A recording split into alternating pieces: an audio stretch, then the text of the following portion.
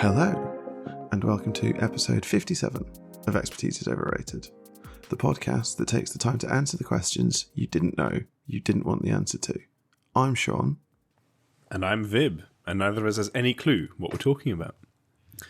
Except we do this week, because we're actually talking about what we talked about last time. I have a horrible feeling this is going to fall apart very quickly, though, because we've left ourselves a third of the film series to talk about. Just one film in three, and yet we're expecting this to somehow fill an entire episode. And I can't entirely remember the points that we made last time, which is good. That's great news for us. It means we can just redo last episode, and we won't know. We won't know. We don't listen to these again. Exactly. Well, I think I'm editing this one, so I guess. And it's not like we listen to any of the feedback we get.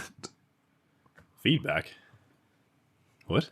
Or the conversations in Discord or whatever, however we want to term it. None of that's ever influenced us, so yeah. Exactly, no. We don't listen to what you people say. This is our show. I don't listen to what he says, so exactly.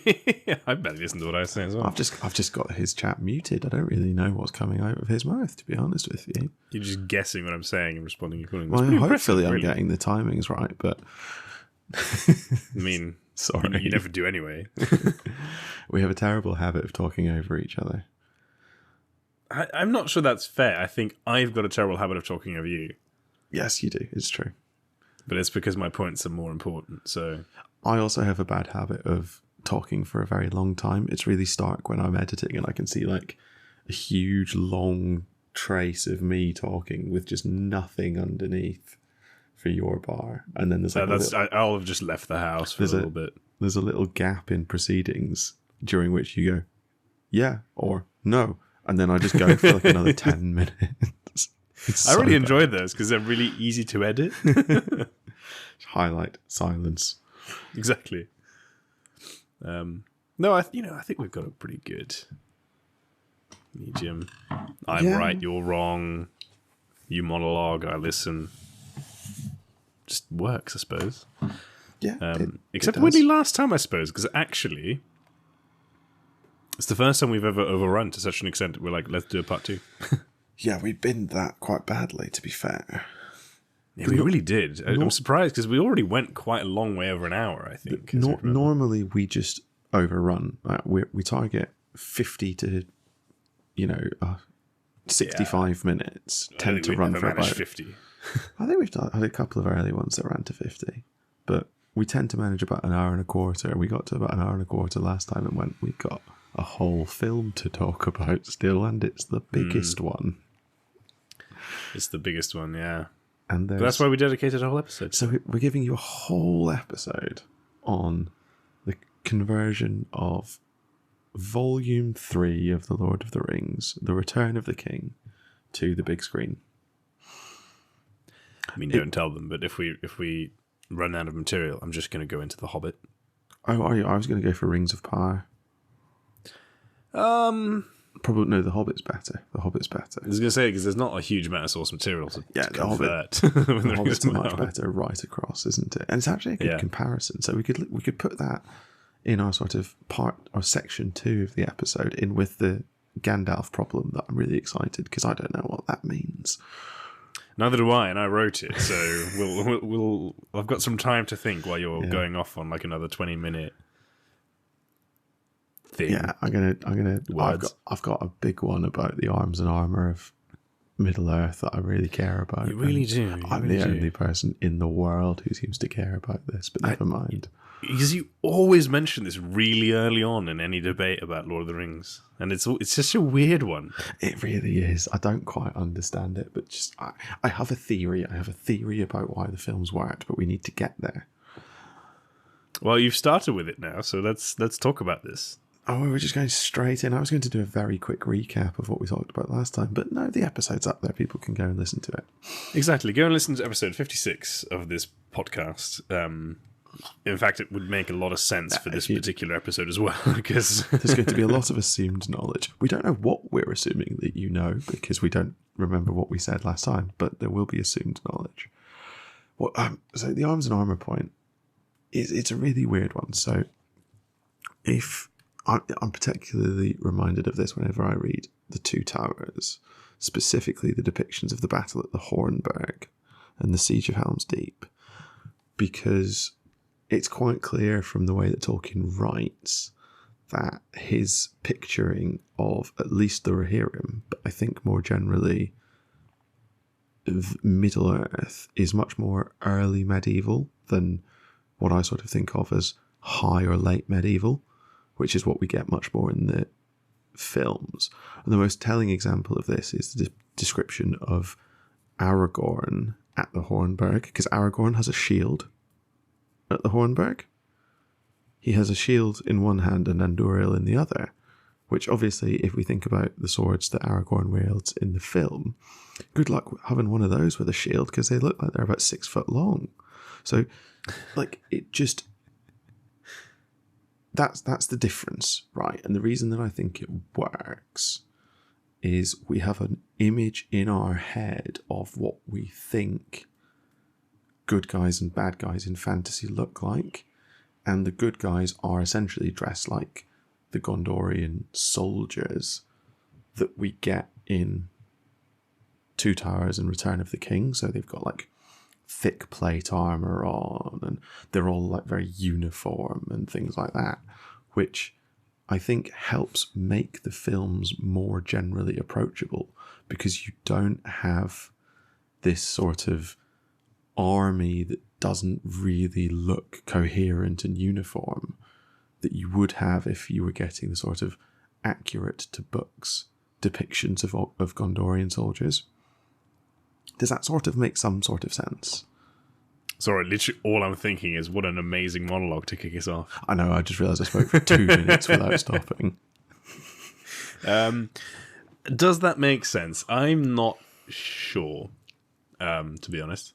That's frustrating, because my next point necessarily follows from that first one making sense. Where did I lose you?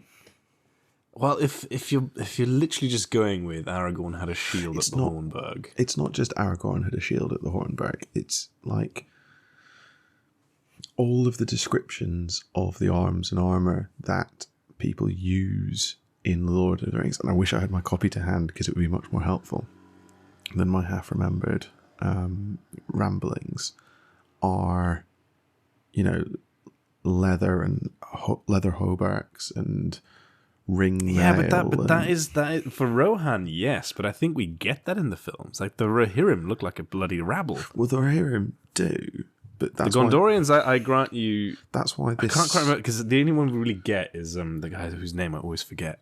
Halbrand? Baragond or no, you're right, Baragond. Sorry, Halbrand. One of those type names, right? And I think that those Gondorians, that's admittedly the Citadel Guard, I think they're wearing pretty decent armor, and because Pippin's armor is explained as well, isn't it? Pippin's armor is described, and it is miniature Citadel Guard armor, but the guards of the Citadel are the absolute pinnacle and elite of Gondorians. The Gondor rank and file in the films is a little bit overdone, over the top. That's not the right phrase, but it is very like. Yeah. So this is my sort of subsidiary point, is when you see Gondor during the Siege of Minas Tirith lining up to fight. This also comes on to another point that we have written down. When you see the soldiers of Minas Tirith lining up to fight,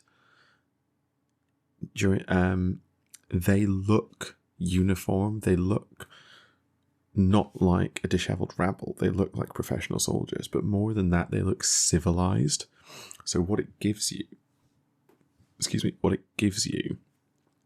is a very easy to follow thematic conflict. Now, I'm not saying that the thematic conflict in Lord of the Rings has been hard to follow up to now, but it sort of grounds you very much in these are the forces of order, these are the good guys, these are, you know, these are the guys who look like a proper military, and then you contrast with the orcs who do look like a rabble. And I think that. But then in the films, they're really beautifully like in ranks and in formation.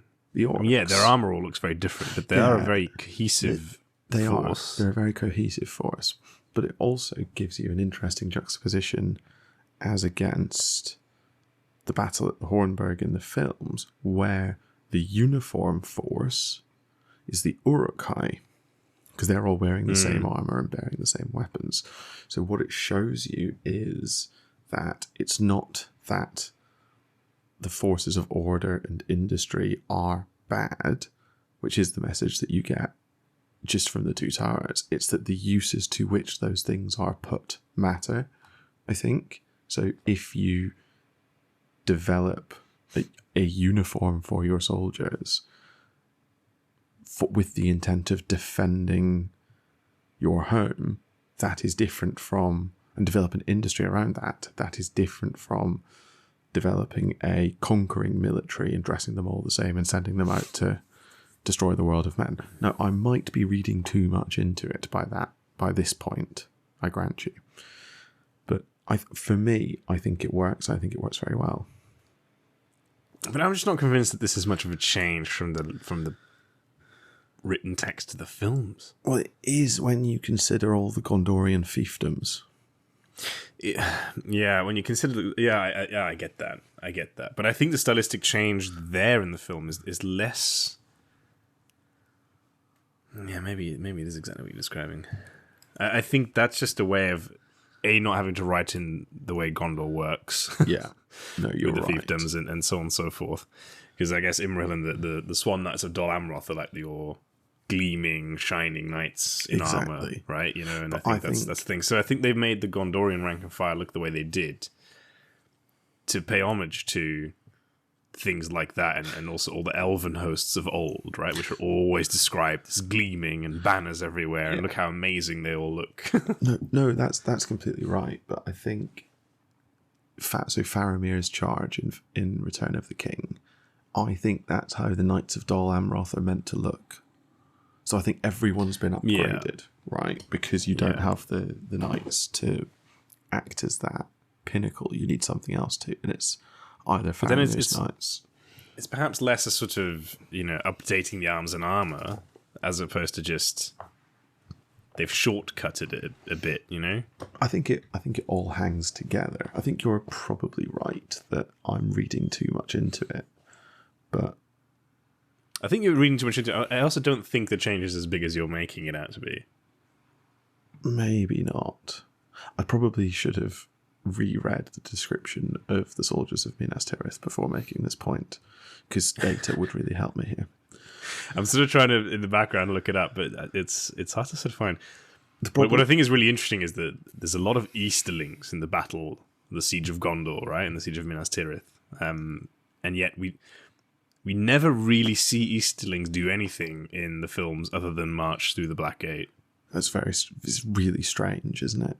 Yeah, like they went through all the trouble of designing them, and they look really sort of rank and file and professional, and then you never see them fight. You never see them fight, not even unless it's in like a deleted scene, maybe. But I don't know. Maybe I'm not sure. They're not in the extended editions even. Like you get more Haradrim in the extended editions, but you get nothing of the Easterlings. It's really But I wonder strange. if that's maybe actually quite lore friendly, because I think the Easterlings in the books, don't they hold like the approaches to Minas Tirith more than anything else? So I guess you don't really see them on the Pelennor fields. Well, that's the thing. The Siege of Minas Tirith is so much bigger because Minas Tirith itself, you've got obviously the walls of Minas Tirith, but then, as you say, you've got the Pelennor field, and then there's a wall surrounding the Pelennor field, isn't there? Yeah. And that's where which they essentially got rid of in the films. They scaled everything down. And they scaled Gondor down to Osgiliath and Minas Tirith. That's like the entirety of Gondor. Yeah. And I guess they also sort of made the river crossing in Osgiliath look like a massive, massive like failure on Faramir's side, which I'm not convinced is necessarily true to what happens in the books. I don't think it is, no. I don't think There's a messenger, I've got a quote here, that she says, they have paid dear for the crossing, but less dearly than we hoped, which isn't the sort of words of like, we really lost everything here. But I also don't think that in the books it's made out to, well, maybe it is. The sense that I get from the films is that the loss of Osgiliath is because Denethor has failed to adequately resource the garrison at Osgiliath, rather than Faramir fails to hold a line he was equipped to hold. That might just be me, though.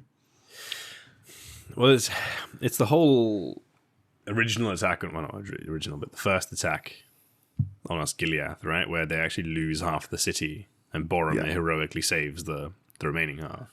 Yeah. Which they don't really go into the film. I guess there is that scene in the extended editions of Boromir, his rousing speech and so on. They don't explain. They never really. That.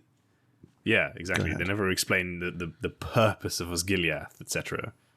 No, nor that it's a city where there's like a constant battle being fought over the river crossing.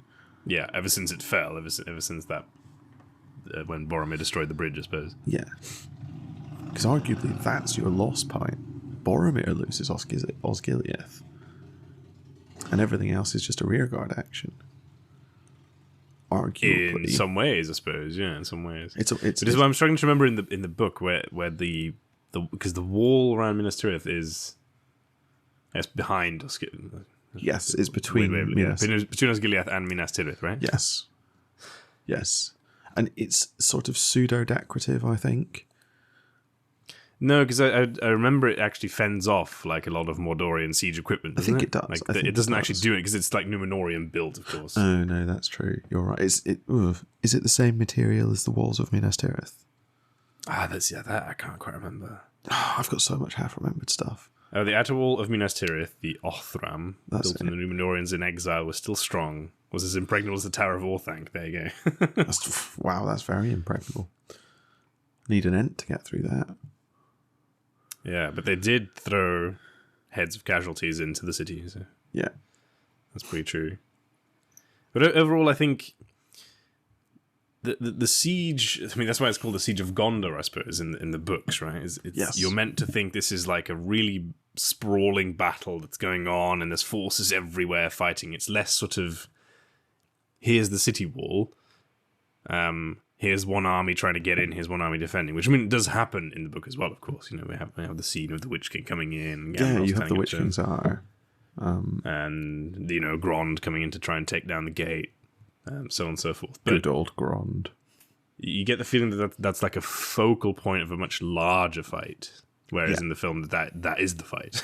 But also, because they take out all the fiefdoms, they take out Losnarch and Pelargir, and they take out Dol Amroth.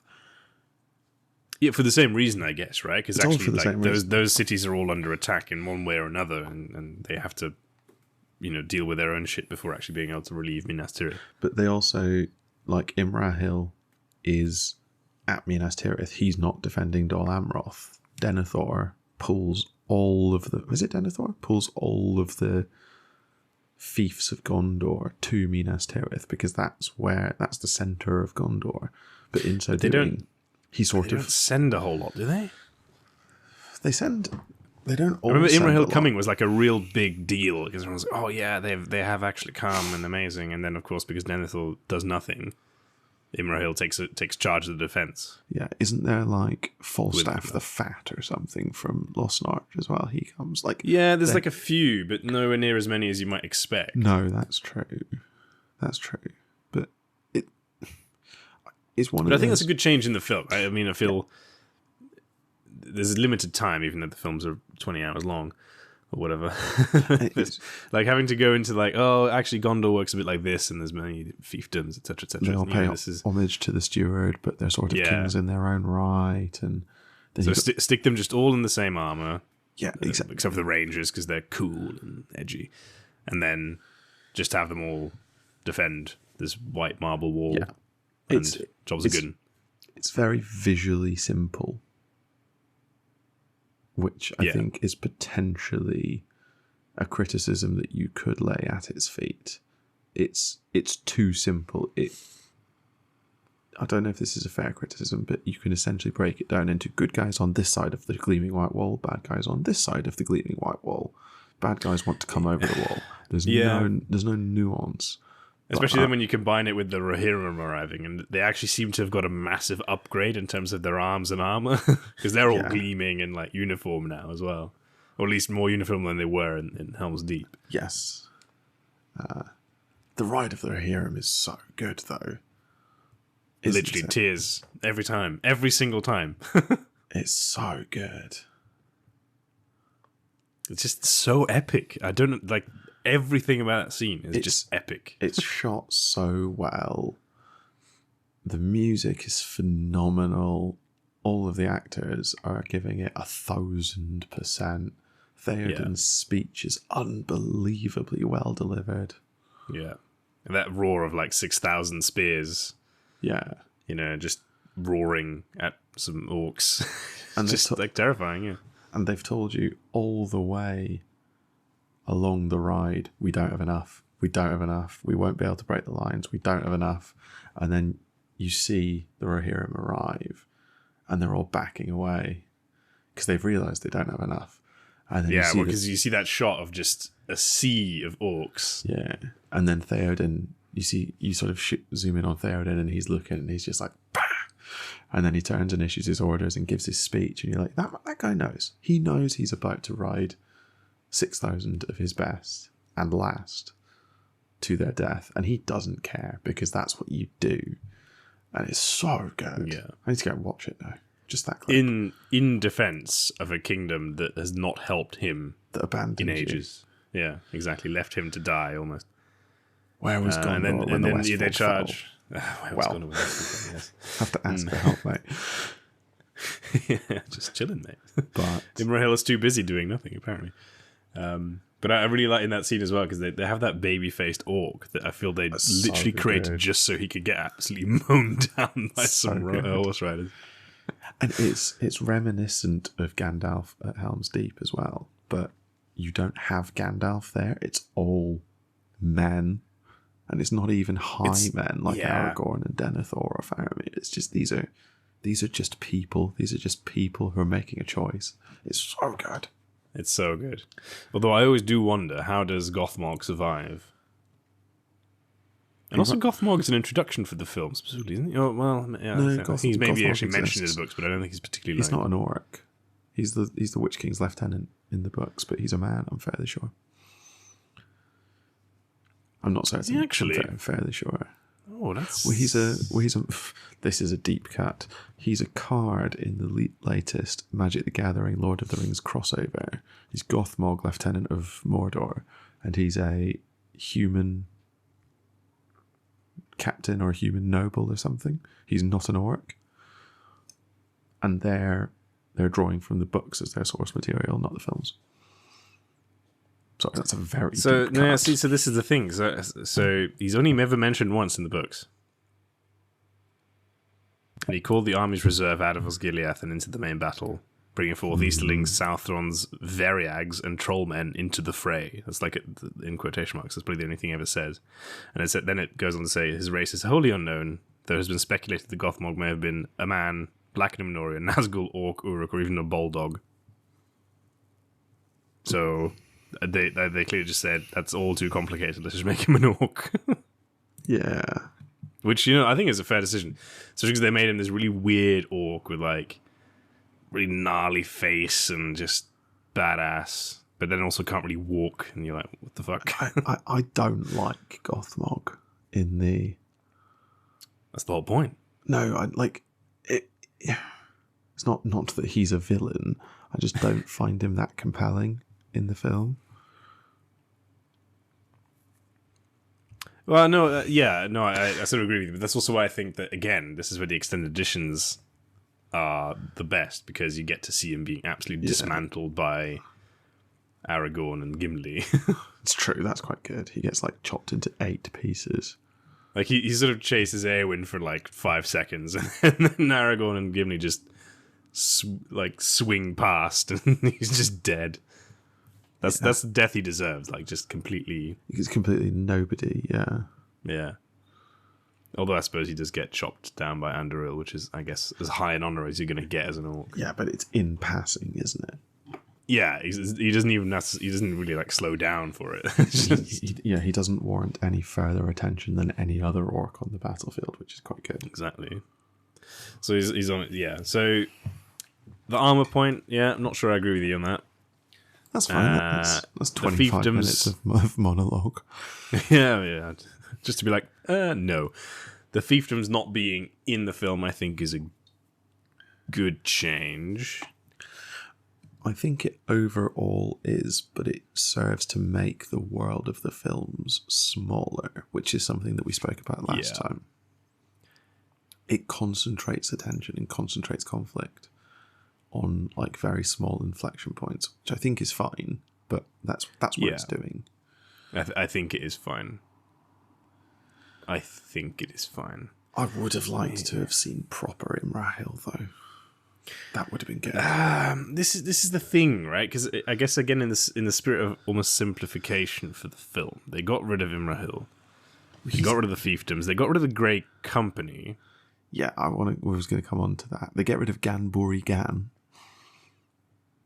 Yeah, but he's confusing in the books as well. So I mean, just suddenly there's a secret path and a chap we've never heard of. It's just classic Tolkien. Is like, oh, by the way, let me just quickly squeeze 10,000 years of lore into a paragraph. It's so good. They get rid of the Stone of Arak. Yeah, and just have it be a the miscellaneous, sword? creepy. I don't. No, it's more the passage under the mountain. Isn't that sort of more what? Yeah, but they go under the mountains anyway. Yeah, true. But they go under the mountains and then come out and climb the hill to the Stone of Arak, on which Aragorn summons the King of the Dead. Whereas they just summon him under the mountain. Yeah. Which is a badass scene in that whole thing is so much more badass in the films, I think. I get that it's potentially tacky. It feels, and it's a little bit Deus Ex Machina. My issue isn't with that scene. It's with the arrival of the Army of the Dead at the Pelennor Field. I like that scene, but I can also understand why you would hate it. I hate... there's quite a lot about the Battle of the Pelennor Field that I actually don't like. Whoa. Well, no, there's not a lot. There's like 2 bits. Whoa. What is happening? One. This isn't a Sean says stupid shit episode. I don't like the way the Army of the Dead like swarm over Mumakil, and there's like 1,000,000 of them, and they instantly cleanse the city and all of that. Like that's the Deus Ex Machina side of it that I don't like. Yeah, but I think that was just a sort of. We need to wrap this up now. The cleansing of the city, I think, was... Yeah, it's partly sort of, let's wrap this up, but it's also... I think it's sort of meant to evoke the effect that the Grey Company has, but in a really weird, backwards way.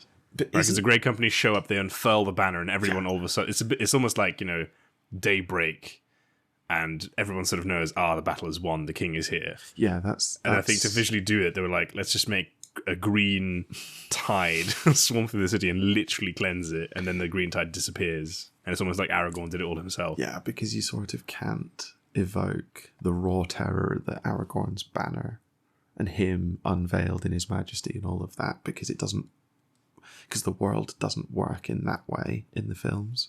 Exactly. Aragorn doesn't have that metaphysical weight. Yeah, I guess exactly. that. There's sort of like the nuances of like, it's an elf-made banner unfurled by the last Númenóreans in Middle-earth. And doesn't Aragorn have a stone on his forehead that glows and things like that? And of course, he also brings 2 elf lords with him to fight alongside. It's like he brings pretty epic stuff, but on film that just would look a bit like they're all just clad in grey, and the stone looks a bit weird. It would be hard to do. Especially so I agree that they maybe overdid it a little bit in with the way in which they portray the Army of the Dead, but I think it does the job. Plus, they get to throw in a bit more humour. When the 3 of them jump off the ship and the orc's like, you're so fucked. And then, turns out he's fucked, so... Yeah, that's quite funny. That is quite funny. You and What Army is one of the best straight lines Exactly. that anyone has ever uttered. It's so That good. that is so obviously like a bet, isn't it? Someone's like, "Hey, Jackson, I bet you can't get that into your film," and he's like, "Right, let's make it happen. Scrap everything. Let's spend all our CGI budget for the entire trilogy on this one army just to spite this guy." Fire the 3 actors that you hired for Eladan, Elrahir, and Halbrand. Don't need them anymore.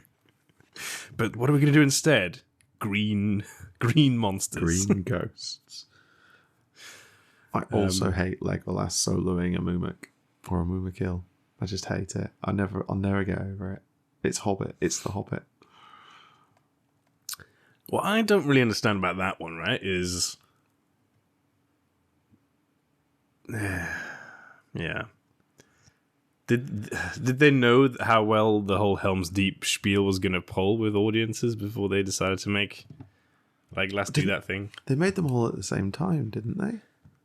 Yeah, exactly. So I guess they sort of just backed themselves and they're like, yeah, people will think this is great twice. By this stage of the films, everyone will think this is excellent.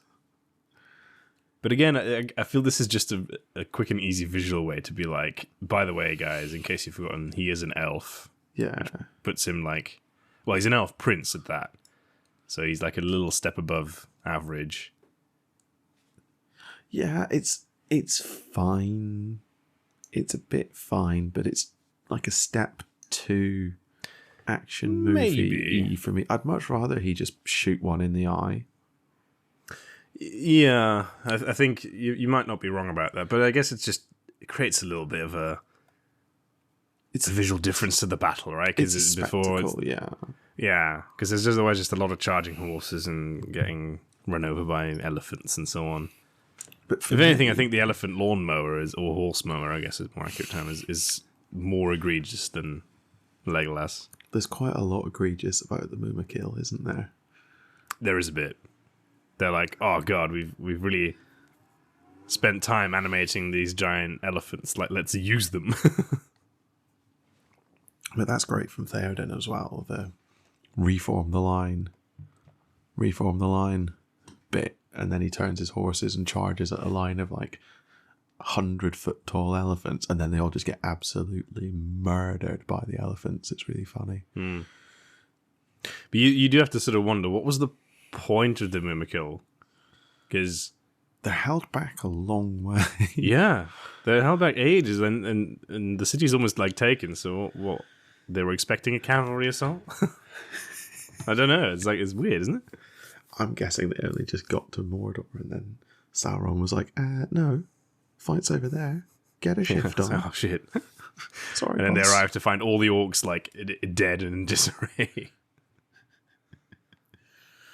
Yeah, so I mean, the battle for Minas Tirith is an absolute spectacle with Pelennor Fields. I'm being really negative on it, but this is still in a 10 out of 10 film. Like, these are tiny nitpicks in the context of the film as a whole, I think. I think so. Yeah. And like a lot of it is sort of true to the books. And I think, the gate coming down, the trolls coming in, and the brave men of Gondor. Yeah. Of course, I can't forgive the absolute emaciation of Gandalf. I hate that. I know it is the only actively bad scene in the whole extended trilogy. I know you hate it more than I do, but there's something so impressive. Because in the books, the Witch King breaks the gates. Even Grond can't break them, and the Witch King breaks them. Yeah. And then he is faced by Gandalf, and you know that this is like everyone probably else not even an flees. even fight. Like, that Gandalf's probably got it. And then the Witch King runs away. But everyone else flees. And Gandalf is just there, sitting on his horse, looking tired, but standing. Yeah. And the Witch King comes through and gives his speech, "This is my hour." And Gandalf just stays there. And then the cock crows and the sun rises and the Witch King flees and they never fight. And that's so much better for me. Where's the horns of Rohan, right? It's the horns of Rohan, yeah. Yeah. No, exactly. That's so much more Gandalf, and I'm sure that we'll come to the Gandalf problem off the back of this at some point. I think so. I think the Gandalf one was actually a lie. We're never going to cover it. There's an episode coming on the Gandalf problem. The Gandalf problem. We don't know. We don't know. You don't need to know. It's for us to know and you to find out. Maybe never. So yeah, I mean that's literally the only bad scene in the entire film trilogy for me, and it's the one where I'm like, yes, they should have left it out.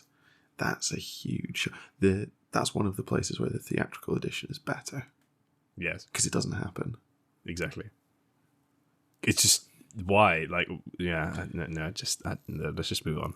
Let's just move on to anything else. I think there are Tolkien letters out there that say, in that moment, Sauron's power is waxing, Gandalf is diminishing. It's not an absolute slam dunk for Gandalf. I think there is writing out there that says that, but it doesn't. The Witch King can't break Gandalf's staff. That's the egregious bit. Shadowfax would never throw Gandalf. But this is also just where book Gandalf and film Gandalf are shown to be very different characters. They are very different. Right? Film Gandalf is just a wise old man with some magical abilities who doesn't really know how things are going to go. Whereas book Gandalf is like, no, this is Eru's will, and, you know, you're just the Witch King, mate. Like, fuck off. Yeah. Yeah, book Gandalf gives you his list of names, which includes Oloran I was in my past in the West that is now forgotten, which is like, if you know type thing. Yeah. And you've got people like Elrond and Galadriel and Glorfindel who do know who and what Gandalf is. Yeah. And that... Exactly. You have no way of finding that out in the films. No, but again, I think that's probably a decent change overall, right? Because it's potentially quite jarring when you're watching it in what is a short format, even though it's a very long series of films. Yeah, but it's not 1,000 pages of book or whatever. Exactly.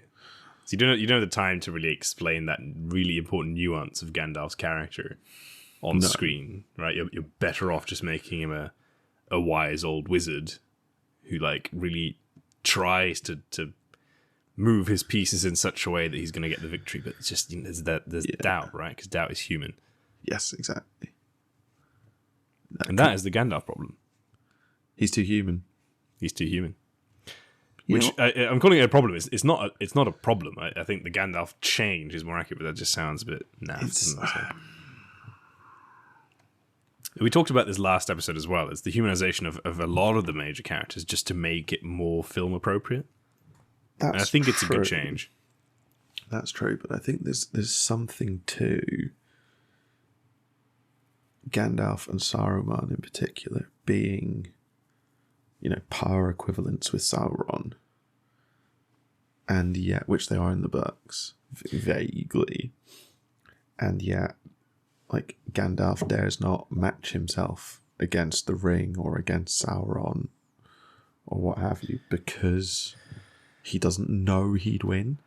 So it sort of shows you that, I mean, it's not the only reason, but I don't think that's the reason at all in the books. I know it's not actually the reason, but, like, even with Gandalf on their side, they nearly lose, and they only win because of Bilbo's mercy, essentially. Yeah, no, exactly. Absolutely. But I think the whole point is that Gandalf knows all that. Especially once he's sent back, right? Because Gandalf the Grey dies, and then he literally has a little one-to-one. I don't think that's with right. God himself. Comes back as Gandalf the White, and he's like, I am Gandalf the White. I am here to essentially oversee the record being set straight. No, I don't think that's right. And destiny being fulfilled. It's very fatist, I believe, actually, the books. I don't think I agree with you. I don't think The Lord of the Rings is a golden path in the sort of the way that the Dune books are. It's about... It's my favourite thing. It's about choice. It's not about fate. What matters... It is about choice, but it's a choice of all the characters except Gandalf. Right? And I don't think Gandalf makes any choices, really. I think he is just there on the ride. No, I think that's true. I think Gandalf is there to empower choice. Yeah, but he is essentially the minute Gandalf the White shows up, you kind of know it's over. No, you see, I disagree with that entirely. I completely disagree with that. Gandalf the White is there to right the balance of Saruman. That's why he's there. No, because Saruman is irrelevant at that point. No, but he shouldn't be. Gandalf the White. But the point is, but Saruman is defeated through nothing Gandalf does. No.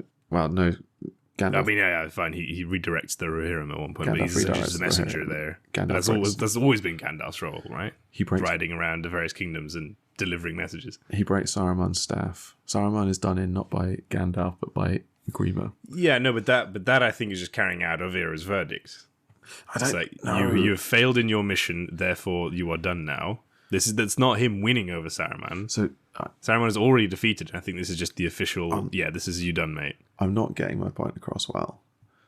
My point isn't that Gandalf beats Saruman. My point is that Gandalf the White should never be necessary because Saruman should be doing that. And so Gandalf is sent back as Gandalf the White, not to enact Eru's divine plan. Although, yes, to enact Eru's divine plan, but not to enact a Golden Path style divine plan, but to right the balance of Saruman turning bad and there not being a Saruman the White style to stand against Sauron. That's what I'm saying.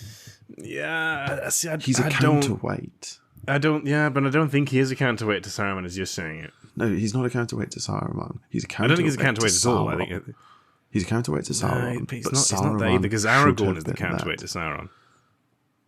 Gandalf is effectively. I mean, this is going to sound like a hot take, but Gandalf is effectively not instrumental in the outcome of the War of the Ring. He's the Indiana Jones of the Lord of the Rings. Gandalf the White, that is. But that's not. I think you take Gandalf the White out of the story and you still get exactly the same outcome.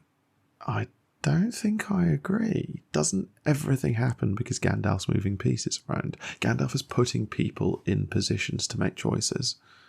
That's the only way in which I might agree with you, yes. Gandalf, the forces of the West don't win because Gandalf marches up to Barad-dûr, bangs down the door, drags Sauron out and chucks him in a volcano. No, obviously not. But isn't Gandalf the one pulling them together?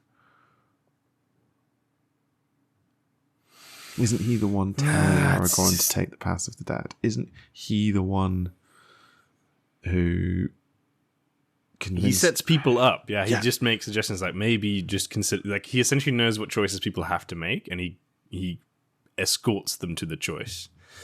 But that's a bit like in Raiders, the Nazis digging in the wrong place. Eventually they would have found the right place, right? I'm really liking this now. I hate this analogy. Gandalf is as irrelevant to the films as Indy is to Raiders.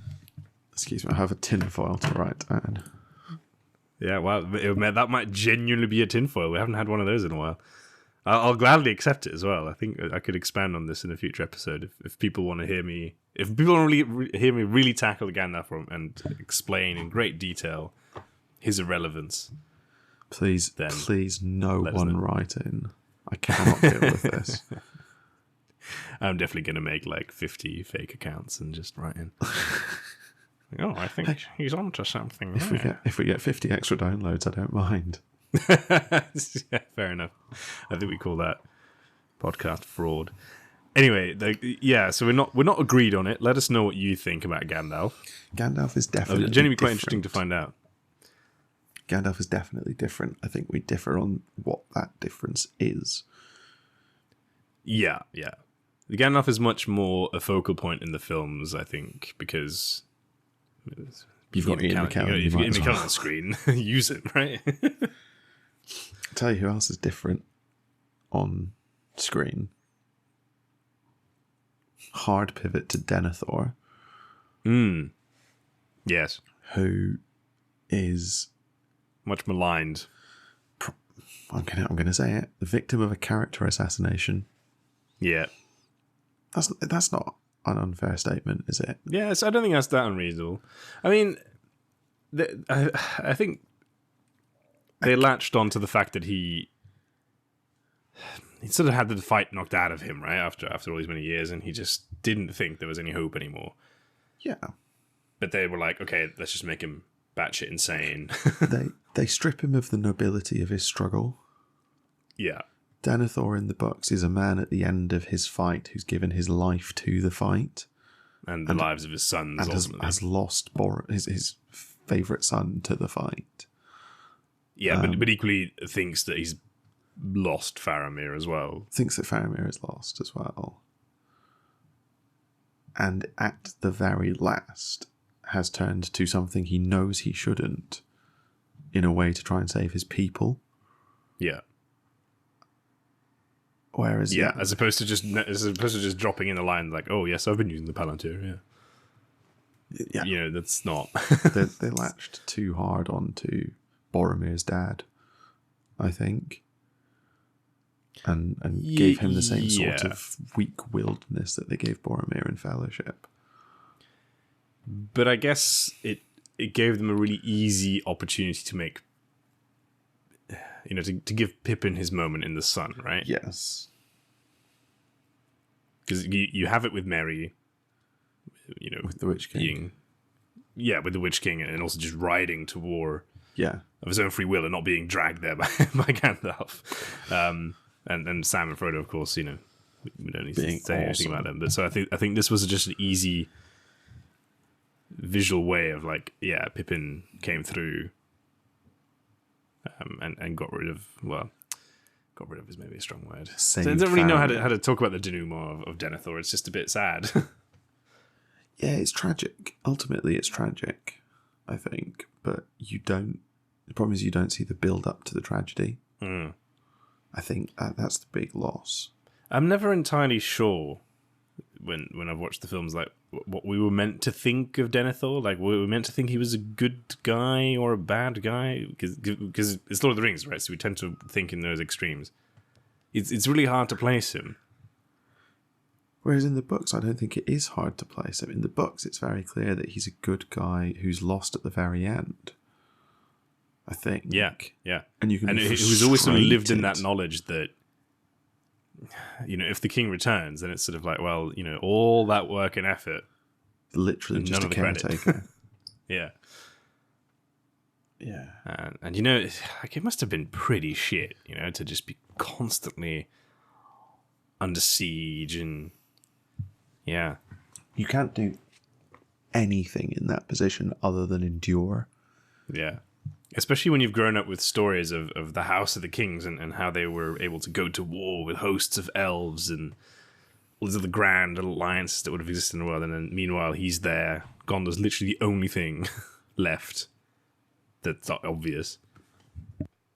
So it's pretty, he's a much more complicated character in the books again. And in the books, he sends for Theoden's aid. It's not Pippin. Denethor recognises their plight and sends the Red Arrow to Theoden. Yeah, which they also got rid of, the Red Arrow. Which I don't really mind, because the shot of the New Zealand Tourist Board mandated shot was so good. I saw a great, it's a fantastic scene, but I saw a great meme the other day, literally, it was like someone going to Howard Shore being like, we need you to write some music. He's like, oh, what's the scene? It's like, oh, we're just going to light some stuff on fire. He's like, I've got you, mate. He just writes the most epic soundtrack for this, just lighting of the beacons. It's like, yes, he understood the assignment. It's so good. But yeah, that's much more evocative than the ride of the Red Arrow, I think. So that's fine. Especially because it culminates with the King of Gondor literally running up to Theoden and being like, can you please help? And Theoden has that beat, and everyone's going, because he's already done the why should we ride to the aid of those who did not come to ours, and everyone's going like, because you didn't ask, dickhead. But then he has that beat, and then he goes, and Rohan will answer, and you're just like, yes, and everyone in the cinema's standing up and cheering, because it's like a 2023 rewatch at the cinema, and we're all there. But I think that visual is really important to the context, right? Is that you have Aragorn, the King of Gondor, literally there, like really undressed as well, like in the highest state of undress we essentially ever see Aragorn. He's basically fallen through the door. It's like, well, I need your help, mate. And then Theoden's there like, wow, this is harking back to the days of old. Yeah, this is it. This is me. I get to do that. Yeah. Except what I find really interesting about Two Towers and Return of the King, they never really explicitly come out and say, like they do in the books, right? This is Aragorn, son of Arathorn. He carries the sword of the kings. Yeah. He is the king of Gondor and Arnor. It's really... There are moments where you're like, does Theoden actually really know who this is? Or who this guy is? Are we sort of just going with it? I tell you what, though. Bernard Hill gives an absolutely magnificent performance as Theoden. He's so good. Yes. Yeah, exceptional. Truly exceptional. It's fun. Yeah, it's so well done. I mean, the whole cast is just absolutely immaculate. It's odd to think of 12 hours of cinema in which there is no bad casting. There's no one who's not giving 150% and it absolutely landing. What's really sad is we're never going to get a film that good. Certainly not a film series in this genre that's going to be anywhere near as good as this. No, I don't see how you do. Harry Potter had the best chance and it drops the ball. Yeah, quite badly. But anyway, there's still a few things on our list, and I'm conscious of the fact that we've actually nearly rattled on for an hour already. Yeah, I think a lot of this can get bundled together. So we talked about some of the big ticket changes. So some of the other things we wrote down here that are quite pertinent. I guess a big one people talk about: scouring of the Shire. Yeah, get rid of that shit. Don't care. I don't care about it in the books. I don't care about it in the films. I think I'm struggling to get the words out, but I think I might agree with you. Even though whoa, it's difficult because I'm absolutely wedded to all of the buzzwords about heroic arcs and things like that. But I think it's fine to get rid of the scouring of the Shire. I think it's a bridge to... Well, it's not a bridge to fight. It's an unnecessary bridge, right? You've already built 4 bridges. You've already given all the hobbits their moment in the sun. You don't need to show us that they can do it without the help of the big people. Yeah, but we know. but this is exactly... You've hit the nail on the head. That's exactly what it is. It's the demonstration of the culmination of their heroic arcs. Is their return, return from their journey, inexorably changed by their journey, and come across Sharky, and are like, yeah, what? Not a chance, mate. But that's the thing, but I think for that, it takes too long. It does. I think that's and it's too detailed. That is the answer. It's maybe a little bit too long. Like if Tolkien had written it in a sort of, and then the hobbits returned home thinking it'd be triumphant, they found that this upstart had taken over control of the Shire, so they quickly just dealt with him and then had some pints. Like, yeah, I'd see that. But not like, let's draw up complicated battle plans and stuff and have like hobbit armies. I just don't think you need it. I really don't.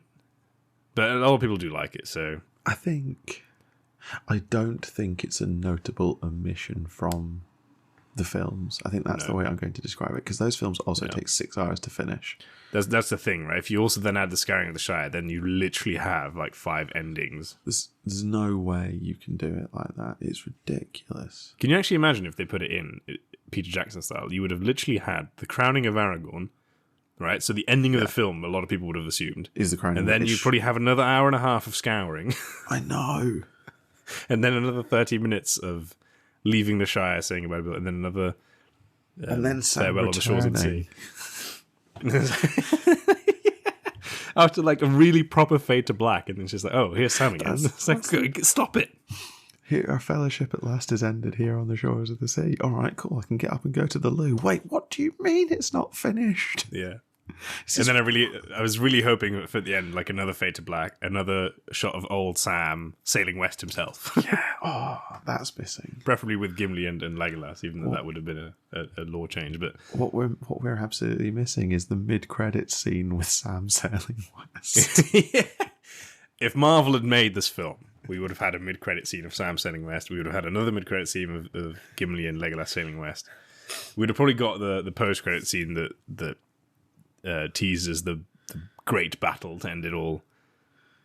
Yeah. The great battle scene is somehow Morgoth waking up in the void and saying, all right, I'll do it myself. Except it's the guy who plays Thanos, and you're like, oh no. No, not Josh Brolin again. Not Josh Brolin. Stop being all the villains. No. That would be an epic scene. That would be an epic post-credit scene of just a shot of Morgoth waking up, because everybody would be like, who the fuck is this guy? Hold on, didn't we deal with this? Yes. Isn't Sauron dead? So no, I think many endings already, each one very important. There's no space. I won't have a bad word said about any of them. I mean, so yeah. You Bow to No One might be the biggest tearjerker of a scene that's not meant to evoke tears. Ever. Which was that? On. My Friends, You Bow to No One. Oh, You Bow to No One. Yeah. That might be like the most emotional scene not designed to draw a tear from the eye that has ever been put to film, I think. Oh, I mean, they all bow, though, at the end of that. Isn't that supposed to... I mean, that even in me invokes emotion. Yeah, well, that's my point. But I don't think it's meant to make you feel, like, choked up. It's meant to make you feel proud. But I just go, oh, my God, they've grown up. Yeah. I saw a phenomenal... this is just off on a tangent now. I saw a video of Sean Astin, who appears to just live the best version of his own life, at a convention signing pictures, I think, of himself. And someone comes up to him and says, I'm so glad you're here. I've wanted to meet you for so long. I'm really struggling with severe depression. And every time I get really, really down, I think of some of your quotes from The Lord of the Rings where you talk about how the sun will always rise. And Sean, I'm like, I'm already choking up. And Sean Astin reaches across and takes this woman's hand and goes, do you want to know what the best thing about severe depression is? And the woman's like really hesitant. She's like, yeah, I guess. He's like, absolutely fucking nothing. It sucks. I'm so sorry. I'm so glad you're here. I'm so glad I can be a support to you. And I'm just like, oh, I want you to hug me. Stop being such a great human, damn it. Why couldn't you be a horrible person in real life? But no, you are actually just Sam. Yeah.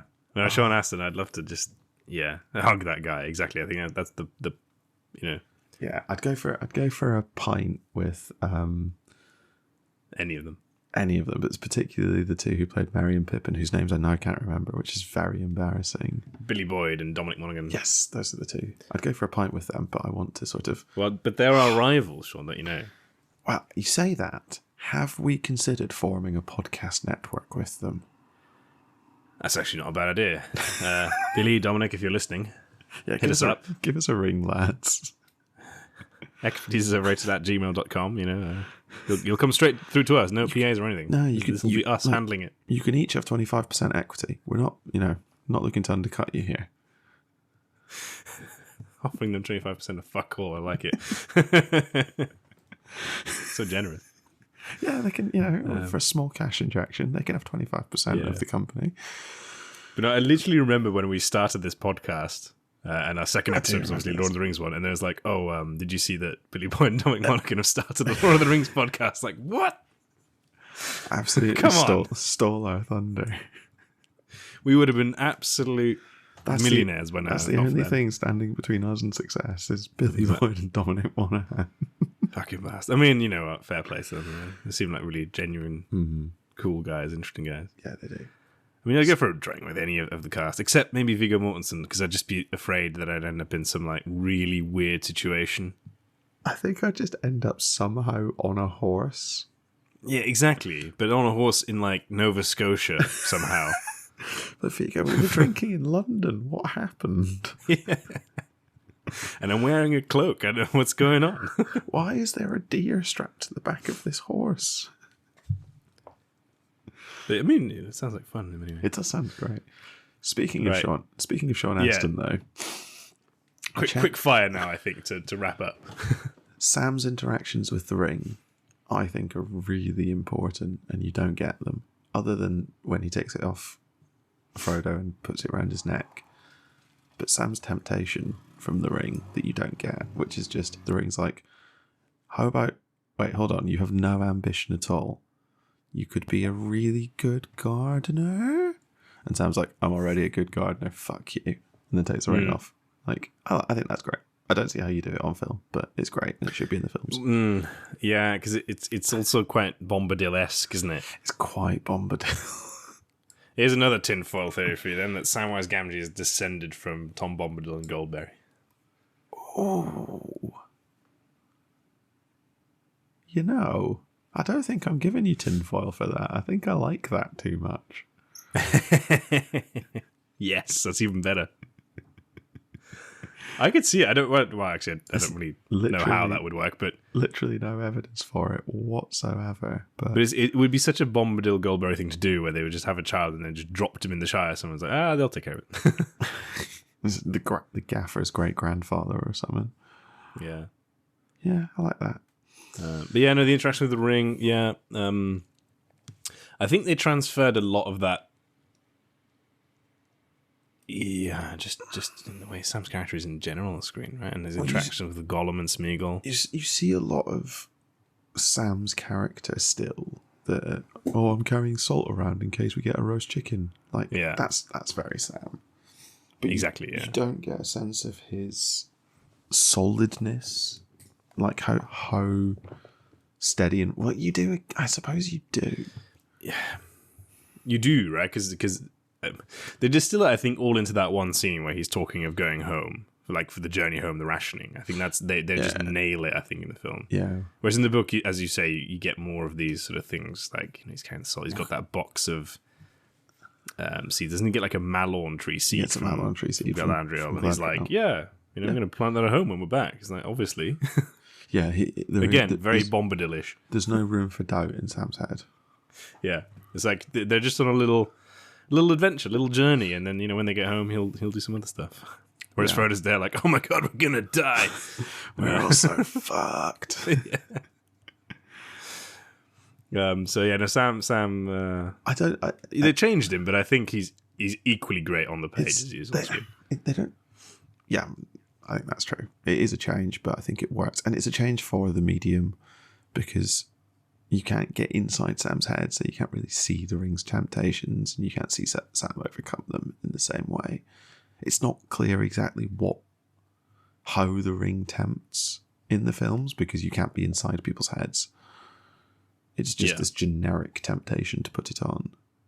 Yeah, and some interesting sound effects. Actually, the ring has a genuine voice actor, right? So isn't it John Rhys Davies? Is it? It might well be. Well, it usually is just him. He's the voice of Sauron, I'm fairly sure. Isn't he? Is he? He's Treebeard. He's Treebeard. He's definitely Treebeard. Treebeard? Treebeard. Treebeard. Very different character. Yeah. One of the hobbits, in fact. But yeah, no, that's fine. We've also written Grima kills Saruman, which confuses me because Grima kills Saruman in both. Oh, it's done in a different way. It doesn't matter. It's done in a different way, yeah. Grima gets more of a resolution in the film than he does in the books. Because because Theoden offers him redemption. Yeah. Which is quite a kingly thing, yeah. You are not always as you are now. And then Saruman backhands him. And then Grima kills him. Whereas I don't exactly remember how it is in the Scouring, but he doesn't get offered redemption in the same way. Well, no, because the hobbits don't really know. Does Merry maybe offer him something? Maybe. Maybe not like redemption, but it's sort of like, you don't have to do this kind of thing. Because I sort of forget why Grima ends up stabbing Saruman in the books. Maybe it's similar, but it's better coming from Theoden because it's growth in Theoden from when Theoden was ready to kill Grima. Yeah, exactly, yeah. That's very true. And then I guess we've saved... Unless you want to make a point about Andúril. I don't know. Not really. We spoke a lot about Andúril. I think we did, yeah. Last episode. So the final one, which is a rare thing, almost on par with the Witch King breaking. This is such a weird one to have written down. It's so weird. Aragorn and the Troll. Why? Why? Just why? Well, it's... You know the background to this, don't you? Well, it was Aragorn fighting Sauron. Yes. would I prefer that? I don't know. But I was doing some reading around this. There's a really weird scene right at the start of the Battle of the Black Gate where the gates open and like Aragorn's staring into the eye, and then Gandalf does like a Jedi mind trick with his hand, and then Aragorn says for Frodo, and they do the charge. In the original cut, Sauron appears, as you know, and Aragorn is like overcome by the appearance of Sauron. So the Gandalf hand wavy thing is to like pull aside Sauron's glamour so that Aragorn can see him for how he is. But because they take the Sauron's appearance away, you're just left with this weird thing where it looks like Gandalf mind tricks Aragorn into charging. Yeah, that sounds disastrous. I guess it's a sort of nod at the Sauron the Deceiver thing, but it's really it's really minor, but it's just really weird. I don't know. And I just don't know if you really like. I get that they want to build tension, right, with this heroic charge, but then it's like, oh fuck, that they may have bitten off a bit more than they can chew. Yeah. Why have it be, Aragorn fighting a troll and then Legolas somehow not getting stabbed, even though he's completely going against the wake. He's just like heaving against the lines to try and get through. What? And then again, like we talked about last time when he first hit the berserker, like it takes him ages to knock an arrow and shoot a gigantic troll. Like, come on, man. What? I think that scene is so much better if it's just floods and floods and floods of orcs.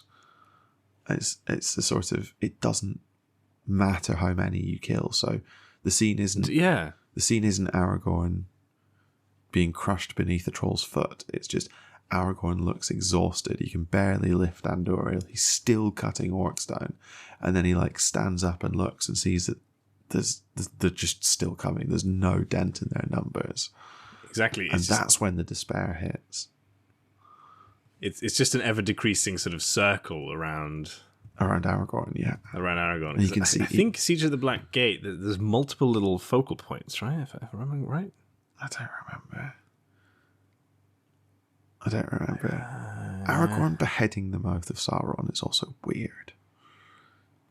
Oh yeah, that does happen, doesn't it? It's one of those things which is like, yeah, it's probably fine because the mouth of Sauron is like a bad dude. But also, isn't he sort of protected by the laws of parley or something like that? Yeah. I mean, probably not because he's a bad dude, but sort of feels like a not very kingly thing to do, to literally kill the messenger. Yeah, and I mean, he doesn't really deliver any kind of message other than to be like, we have this mithril shirt. Yeah. But he doesn't sort of say, surrender and we'll give you this, etc. Yeah. He's just baiting them. Aragorn delivers his excellent Irish lines. Have you ever noticed that? When Viggo Mortensen is doing his "Let the Lord of the Black Land come forth," yeah, his accent just the switches. Lord of the Black Land come forth. Just switches to like hardcore Dublin. Yeah, like justice be done upon him. What the fuck is that? All right. That's when that Sauron is like, oh shit, it's the Irish. Oh no, we're doing it. Oh no. I could take weird pseudo-Danish Aragorn, but not Irish Aragorn. Not Irish Aragorn. He's probably had a few Guinnesses. But in the books he divides them between the two slag hills, right? So he's sort of got time to actually mount some sort of strategy. And then, of course, all sort of shit happens. The eagles show up because, of course, they do. Always there, just as the story's ending. We were here too. Like, it takes a really long time to fly for an Aries, guys. Chill. We're really tired. And then, So I think what we've learned from this exercise is the books are fantastic. All the volumes of The Lord of the Rings are fantastic. Yes. And the films are fantastic, even though they made changes. I think that's a lot of those changes were good. I think that's the absolute takeaway. Yes, the books are unimpeachable. The films are different, but in their own way, also unimpeachable. And the fact that they're different only means that you get to experience two slightly different things And that can only be for the good. Exactly. And I think a lot of the big changes that we made were quite thematically coherent and consistent, right? Yeah. To just make it look better on a screen. And I really rate the hard work of all the writers to achieve that. No, I completely agree. So much so that I'm willing to maybe forgive the troll. I'm not sure I can forgive the Witch King versus Gandalf. I can forgive the troll because it's a very easy, like, concentrated threat. The Witch King I struggle with. Yeah. But I knew it wasn't good because they didn't put it in the theatrical version. That's true, exactly. So it's actually our fault for watching the extended editions. That's very true. So, yeah. And I guess Peter, Fran, and Philippa, if you're listening, you did all right. If you need our validation, please know that you have it. Exactly. And for any future projects, we will happily look over it for you. We're available to consult at very reasonable rates. Just speak to Billy Boyd and Dominic Monaghan. They can reach us. Exactly. They know where to find us. And so I think with that, only a little bit over our supposed runtime of 50 minutes, and I never knew that we agreed to that. I said 50 minutes to up to 65 minutes. All right, well, we're clocking in at 70-ish. But anyway, if you're still with us, thanks so much for listening to this episode of Expertise is Overrated. No doubt we've said some things that were either objectively wrong or downright offensive. As ever, feel free to let us know, rate the podcast, and leave us a comment, or drop us an email at expertiseisoverrated@gmail.com. Billy and Dominic. Tweet us at ZeroExpertise. Check out our website, expertiseisoverrated.podbean.com, or come join us on our Discord server. If you're lucky, we might just argue with you in one of our upcoming episodes. And if you're really lucky, we might call you an idiot. Come back next time for some more absolute nonsense.